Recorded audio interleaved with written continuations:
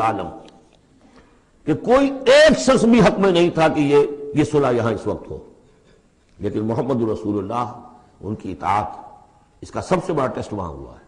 اور یہ بات جو میں کہہ رہا ہوں شاید بعض حضرات کو عجیب لگی، کوئی ایک شخص بھی نہیں تھا اس کے حق میں۔ اس کی دلیل کیا ہے؟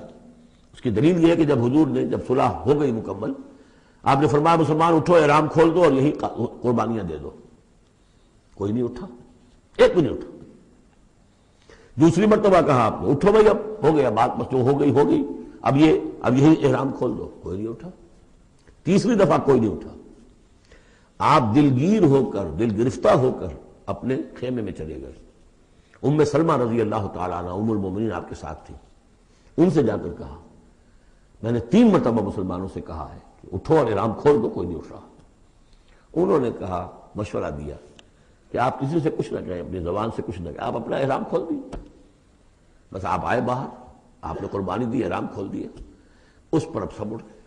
یعنی اصل میں وہ سب کے سب منتظر تھے کہ کیا حضور ہمارا امتحان لے رہے ہیں، یہ کوئی ٹیسٹ ہو رہا ہے، کیا ہو رہا ہے، یا حالت منتظرہ شاید کوئی نئی صورت پیدا ہو جائے، شاید حالات بدل جائیں۔